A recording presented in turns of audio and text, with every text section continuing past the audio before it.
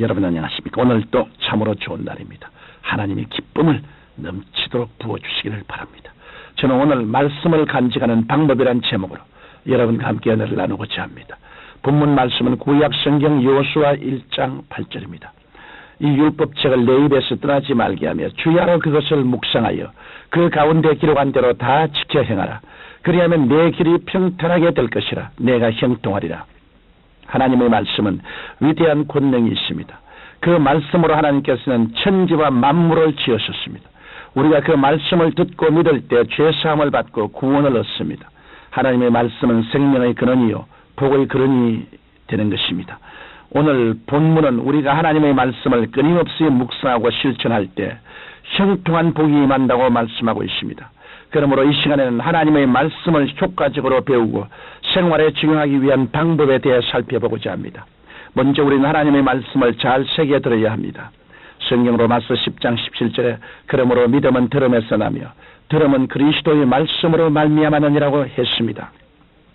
우리는 설교를 통하여 하나님의 음성을 들을 수 있습니다. 또한 성경 공부를 통하여 하나님의 말씀을 깨달을 수 있습니다. 여러분은 말씀을 들을 때 지속적으로 그리고 반복하여 들으십시오. 그러면 그 말씀이 내 것이 되고 이해가 쉽습니다. 우리는 말씀을 들을 때 먼저 하나님께 기도해야 합니다. 말씀을 통하여 놀라운 하나님의 음성을 듣게 해달라고 기도해야 합니다.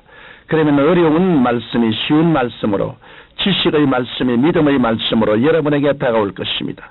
성경 잠언 4장 20절에는 내 아들아 내 말에 주의하여 나의 이르는 것에 내 귀를 기울이라고 말씀하고 있습니다. 우리가 하나님의 말씀을 경청하고 마음에 깊이 새길 때 주님께서 주시는 능력 있는 믿음을 소유할 수 있는 것입니다. 또 우리는 하나님의 말씀을 항상 읽어야 합니다. 하나님의 말씀은 우리에게 생명을 주는 영혼의 양식입니다. 우리는 날마다 하루 3끼 식사를 하듯이 성경을 매일 읽어야 합니다. 성경 사도행전 8장에 보면 이디오피아 여왕 간다기의 국고를 맡은 큰 권세 있는 내시가 예루살렘에 왔다가 돌아가는 병간에서 말씀을 읽고 있었습니다. 그때 빌립 집사가 성령께 이끌려 내시에게 가서 말씀을 가르쳐 주었습니다. 그러자 내시는 예수 그리스도의 구원의 비밀을 깨닫고 세례를 받았습니다. 우리가 잘 아는 기도의 사람 조지 뮬러도 말하기를 나는 성경을 150번 이상 읽었지만 읽을 때마다 기쁨이 넘쳤고 언제나 새로운 생명의 물이 샘처럼 솟아났다고 고백했습니다. 이와 같이 말씀을 읽는 자는 영이 살아납니다. 그뿐만 아니라 말씀은 인생의 모든 문제를 해결해 주는 하나님의 지혜가 됩니다. 야훼 하나님께서는 신명기 17장 19절에서 중요한 명령을 내리셨습니다. 앞으로 이스라엘의 왕이 되는 사람은 나라를 다스릴 때 반드시 하나님의 율법서를 등사하여 평생에 자기 옆에 두고 읽으라고 하셨습니다. 이는 하나님의 말씀이 참 지혜의 밝은 빛이 되기 때문입니다. 이러므로 우리는 항상 하나님의 말씀을 곁에 두고 열심히 읽음으로 문제를 해결받고 승리하는 삶을 살아가야 할 것입니다. 또 우리는 하나님의 말씀을 부지런히 연구해야 합니다. 18세기 영국은 합리주의와 산업혁명의 여파로 영적인 타락 현상이 극심했습니다. 이때 옥스포드 대학의 학생 80명이 모여 성경을 연구하기 시작했습니다. 이 모임의 인도자인 요한 웨슬레는 이 성경 연구 모임을 발전시켜 속회 제도를 만들어 감리교 운동을 일으켰고 이 감리교 운동을 통하여 영국은 영적 위기에서 소생할 수 있었습니다. 이러므로 우리는 성경 말씀을 듣고 읽을 뿐 아니라 성경을 체계적으로 연구해야 합니다. 우리가 처음 믿을 때 하나님의 말씀을 단지 듣는 것으로 만족합니다. 그러다가 믿음이 조금 성장하면 성경을 평면적으로 읽어나갑니다.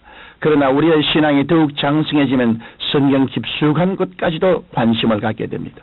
이때 주의할 것은 인간의 이성과 지식으로 성경을 연구하지 말고 성령님의 조명을 통해 연구해야 한다는 것입니다. 성경 디모데후서 3장 16절에는 모든 성경은 하나님의 감동으로 된 것으로 교훈과 책망과 바르게 함과 의로 교육하기에 유익하니라고 말씀하셨습니다. 이처럼 성경은 하나님의 감동으로 된 것이므로 철저히 성령님을 인정하고 환영하고 모시들어야 성령님의 가르침을 받을 수 있습니다. 성경은 바울과 실라가 베레아에서 유대인의 회당에 들어가 복음을 전가했을 때 베레아 사람은 데살로니가에 있는 사람보다 더 신사직이어서 간절한 마음으로 말씀을 받고 이것이 그러한가 하며 날마다 성경을 상고함으로 그 중에 믿는 사람이 많아졌다고 말하고 있습니다. 이처럼 성경을 간절한 마음으로 연구하면 말씀의 뿌리가 내리고 믿음이 자라게 되는 것입니다. 이러므로 여러분은 성경을 많이 연구하셔서 확신 있는 믿음을 소유하시기 바랍니다. 끝으로 하나님의 말씀을 많이 암송해야 할 것입니다. 성경 시편 119편 9절로 11절에 청년이 무엇으로 그 행실을 깨끗게 하리이까 주의 말씀을 따라 삼가할 것이니이다. 내가 주께 범죄치 아니하려 하여 주의 말씀을 내 마음에 두었나이다라고 말씀하고 있습니다. 우리가 죄를 이기기 위해서는 하나님의 말씀을 많이 암송해야 합니다. 그래야 시험과 유혹이 다가올지라도 말씀으로 마귀의 유혹을 물리치고 승리할 수 있습니다. 또한 복음을 전할 때에도 성경 암송이 반드시 필요합니다. 말씀을 외워서 힘있게 전가할 때 말씀은 두 날 가진 검이 되어 불신앙을 찔러 쪼개고 듣는 자들의 심령을 변화시키는 것입니다.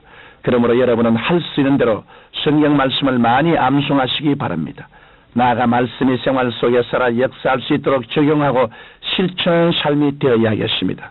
사랑하는 청취자 여러분, 성경은 예수 그리스도를 믿음으로 구원받는 기쁘고 복된 소식이 기록되어 있습니다. 성경 요한계시록 1장 3절에 이 예언의 말씀을 읽는 자와 듣는 자들과 그 가운데 기록한 것을 지키는 자들이 복이 있나니 때가 가까움이라고 하였습니다. 여러분께서는 성경 말씀을 끊임없이 듣고 읽고 공부하고 암송하셔서 마음속에 잘 간직하십시오. 그리고 성령님을 의지하여 이 말씀을 지키도록 힘쓰십시오. 이런 사람에게 하나님의 은혜와 축복이 평생토록 물된 동산같이 차고 넘치게 되는 것입니다. 시편을 보면 하나님의 율법을 주야로 묵상하는 자는 시냇가에 심은 나무가 시절을 쫓아 열매를 맺으며 그 잎사귀가 마르지 아니함 같으니 그 행사가 다 형통하리라고 말씀하셨습니다. 이러므로 우리는 말씀을 간절히 사모해야 되는 것입니다. 또 말씀을 뜨겁게 사랑해야 됩니다. 그리고 말씀을 읽고 깨달을 수 있도록 하나님께 기도해야 됩니다. 그리고 말씀을 믿어야만 합니다. 믿지 아니하면 아무 소용이 없습니다.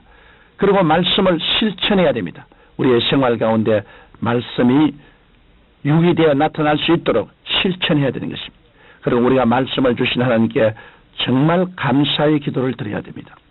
말씀은 하나님이 우리를 위해서 주신 것이므로 얼마나 감사한지 모릅니다. 그리고 우리는 때를 얻든지 못 얻든지 이 말씀을 다른 사람에게 전파해야 합니다. 말씀을 전파할 때 이 말씀은 내 마음속에 더욱 깊어지고 나의 소유가 되고 깨달아지게 되는 것입니다. 그리고 우리는 말씀을 쫓아서 그리스도의 형상을 담도록 노력하면서 살아야 되겠습니다. 말씀을 통하여 하나님이 나타나시고 그리스도가 우리에게 다가오십니다. 또 말씀을 통하여 우리는 하나님 아버지와 우리 주 예수 그리스도의 음성을 들을 수가 있습니다. 이러므로 여러분 새해에는 매일같이 말씀을 적어도 5장 이상 읽는 우리들이 되십시다. 거룩하신 아버지 하나님, 주님께서 우리에게 말씀을 사랑할 수 있도록 은혜를 베풀어 주옵소서. 예수님 이름으로 기도드립니다. 아멘.